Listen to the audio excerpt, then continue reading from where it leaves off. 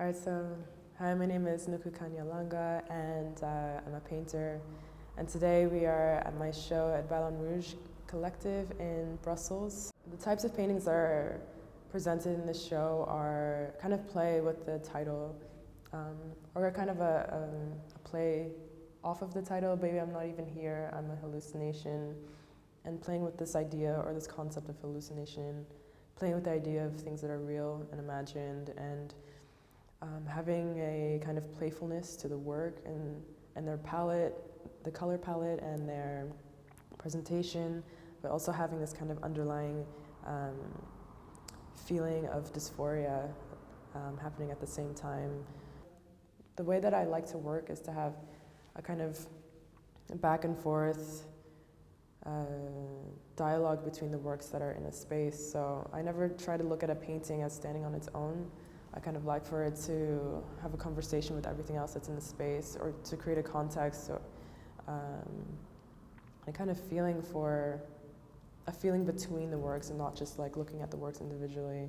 I think text is something that I always come back to in my work, and I kind of incorporate more and more. And for this show, I wanted the title of the show to be like really big on the window, and a similar kind of style that it's painted. And the way that it's painted on the canvas. And for me, the kind of title acts as a work, and then that again plays with the text that's happening in the paintings in the show. So the title is Baby I'm Not Even Here, I'm a Hallucination, and then when you come in, you see this really big, colorful painting, and it says end a threat constantly. So it's kind of like this follow-on, this follow-up addition to the title. So something playful, and then immediately something quite striking and serious. And I chose the text and a threat because this idea of hallucination is something that's completely imagined, and yet a threat is something that's very real, and I wanted these two things to play off of each other. And when you go further back and see the other work, where there's another text painting, it says, both of my eyes are closed, I roll on my clairvoyance.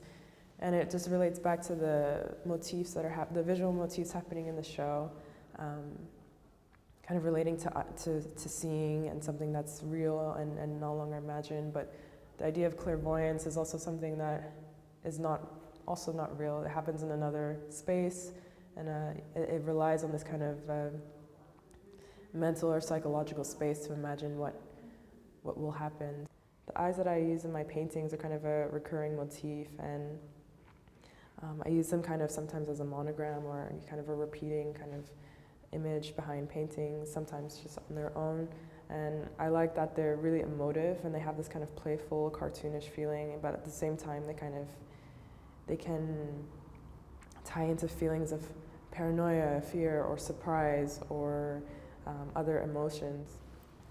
I kind of start with a regular frame, like a wooden frame, and I put different materials around the edges or insulation foam to get this kind of shape, and I carve it and I kind of play with what kind of shape I want in the end, and then I stretch a canvas over it, but a really thin canvas. So in the process I'm also kind of breaking away from the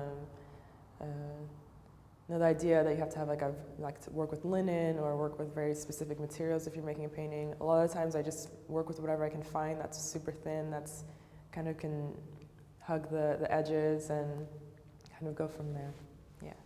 I think sometimes I just go into hardware stores and see what kind of materials I can use to paint, and I really like this openness that I'm trying to take in my process, because it allows room for surprises. And sometimes when I work with different materials, I end up doing things that I don't expect. Like, example, the barbed wire kind of came out of just having this material around in my studio.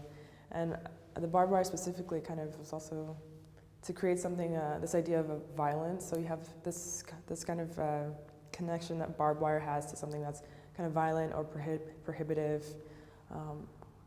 But if you touch it, it's really soft, and it's basically silicone. So this also plays with this idea of illusion, or what you can see and what's imagined and what it actually is.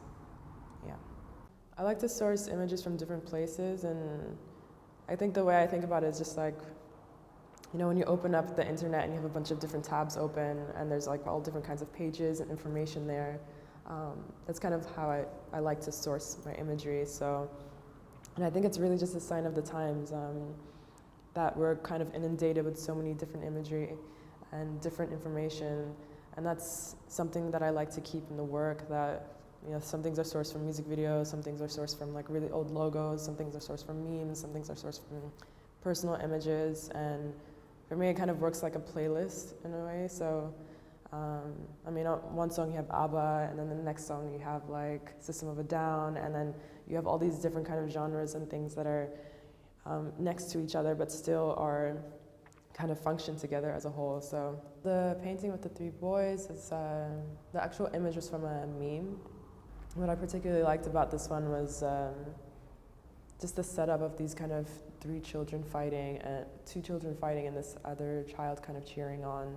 There's something really kind of strange about it, and that